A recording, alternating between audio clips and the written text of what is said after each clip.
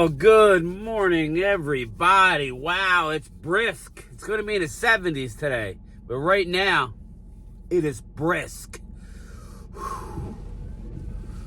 It's not hot in these rhinos, that's for sure. It is. Oh, this brisk is good. Brisk. Good like a Kentucky Fried Idiot. Rise and grind, everybody. Rise and grind. Game Time Brian, otherwise known as a mailman going to his prison job. It's the sound of the man working on the chain. Yeah, don't you know? I'm sorry. Yeah, another day, another dollar. Friday for everybody. Thursday for game time. It's Friday. I work tomorrow. But, anyway, lost train of thought. I should have just kept going. But, yes, it is, very, very chilly out here. Very, very chilly. The game was frustrating last night. Again, San Francisco, their defense looks good at times. It does. What doesn't look good is Seattle's offensive line does not look good. Seattle's defense, Jonathan Hankins getting manhandled on the line. I know they played against the 49ers, but again, there's a reason why Dallas did not bring back Hankins. Because Mike Zimmer thought there were better, cheaper options out there. I did tell you that Pro Football Focus did not have a good grade on Hankins over the last half of last year. Listen, nothing against Jonathan Hankins. It made me feel a little better watching him last night not dominate, because that would have been like, oh, okay, here we go again. Let another player out the door. But that wasn't the case. Seattle, I love DK. I love what they have on offense. I do not like that quarterback. Please stop it.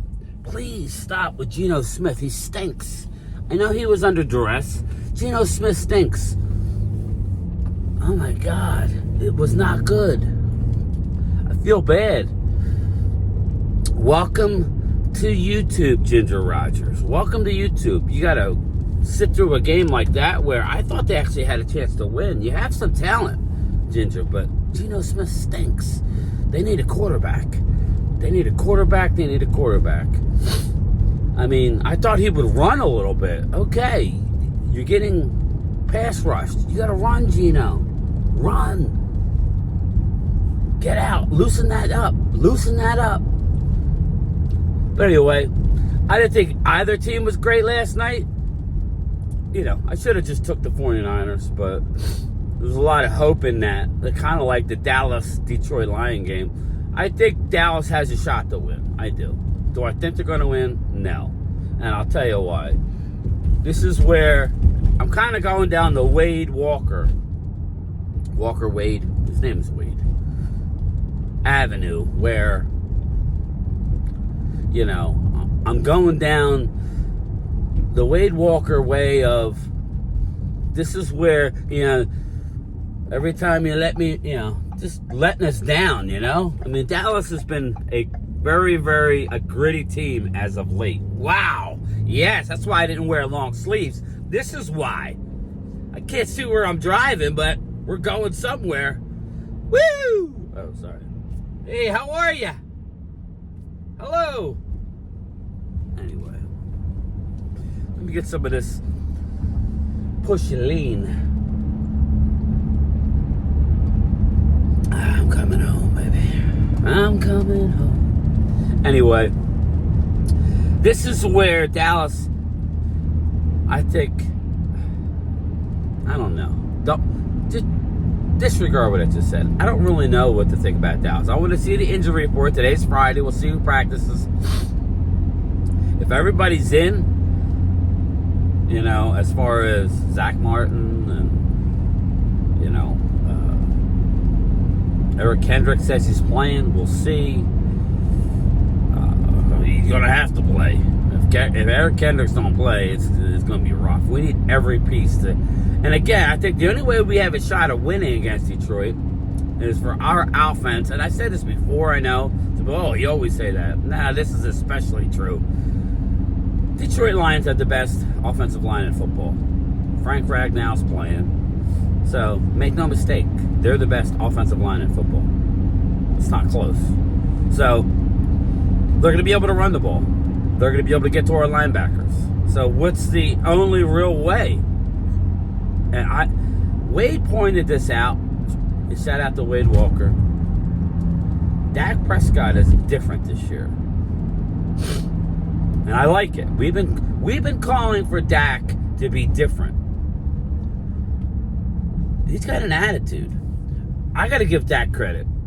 Anybody that knows me knows that if CeeDee Lamb were to get into my face like he got into Dak Prescott's face, I probably would have punched him in the throat. I'm just telling you. When I'm hot, just give me some space, man. Just give me some space. That's just the best thing to do. You know, Dak's upset when he underthrew the ball and threw a red zone pick. Shit happens. But he totally redeemed himself. I mean, so something's different with Dak Prescott. I don't know what it is. He's not perfect. He's still making some mistakes. He's not mistake-free. We're not looking at the stats go, oh my God. No, he's throwing for some yardage, some garbage yardage, but that wasn't last week.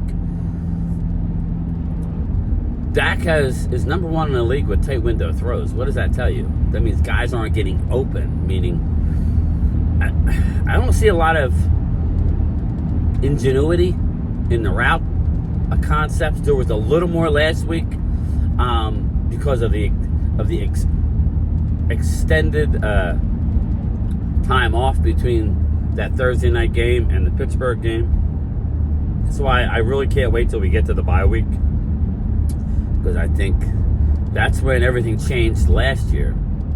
And I'm looking at this game, it's like, okay, are we going to be 9-8 team and lose on Sunday and go 0-3 at home?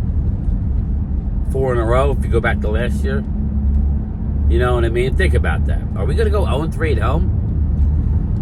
That's why everything's pushing me to take Dallas. Everything's pushing me to go to Dallas. I've already laid out that a lot of the teams that are supposed to exact revenge this year aren't exacting shit. How many times have we seen Philly's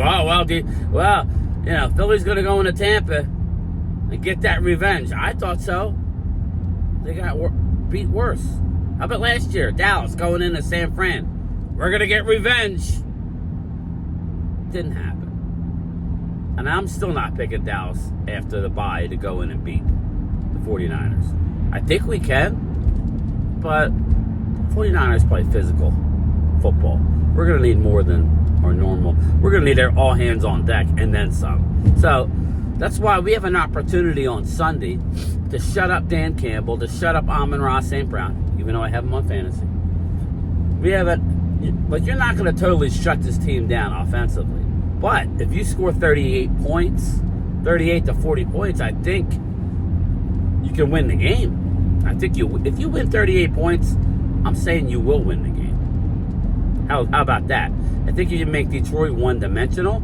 I think you can get to Jared Goff by scheme, by Zimmer. This is where I think Zimmer comes in. Zimmer's defense is already taking shape. We're already better against the run with a bunch of right now with a bunch of who? What? Carl who? Carl Lawson? KJ Henry? Who the hell is KJ Henry? Golston? Ty Wheat? Wait, Ty Wheat? Who the hell's Ty Wheat? Yeah, these are all the defensive guys that we're using to come in and be better against the run already. You know, nothing happens overnight. I don't want to come into the season and make excuses. Oh, new coordinator. You always think that they're going to hit the ground running more, and they didn't. You know, I'm hoping that guys like Micah are sitting back looking about how the defense can actually run if you just stay disciplined in the system. Now, you may not be in a position to get 20 sacks, Micah, but that's winning football, right? But I think this week, Dak Prescott, there's something different. Wade pointed it out. Ultra Cowboy pointed it out. Dak Prescott is really Not in his play. I mean, he's playing good. I mean, he's making mistakes, but most people are. It's a week-to-week league, but there's a different energy with Dak that I like. We'll see what it amounts to this week. This will be the week because he's actually coming back at people that are asking him questions, talking about his house and all that BS. Like, who cares? You know, it's just something. I'm just here to tell you that there's something different. Like, Dak's focus, and he's pointing out, it's not just about making money, like trying to work for that contract. He's got his deal. Dallas gave him a deal that I didn't think they would give. Half the fan base was hoping they wouldn't give. But I'm starting to see, even to some of the Dak, I wouldn't say haters, some of the Dak non-fanboys, like guys who are tired of losing. I haven't seen Kid Cowboy lately, which is disappointing because Kid Cowboy always shows up, but he hates Dak so much that maybe he doesn't want to come around again. Maybe he's in the cave with Hamid Lord Vaughn. Maybe he's in that cave. I mean, I don't know. But you have to give Dak Prescott credit for the game-winning drive on the road. You know, it's Sunday Night Football. You have to give him credit for that. That was impressive. And he's just a different person mentally. He's coming back at the media. He's not sitting back. He's strong-willed. He's holding this team. He's holding this team together. And I don't know that they can win the game. I mean, I know they can win. I don't know that they will. The Lions' defense is not very good, but if the Lions' defense can just attack the passer, then it's going to be tough to beat them. We got to be able to run the ball, which I think we can, and I know we can pass the ball. But we've seen this before. So the rubber's going to hit the road. We have a bye week next week.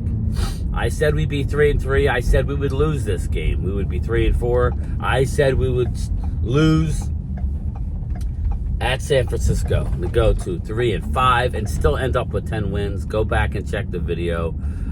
It's not that far away.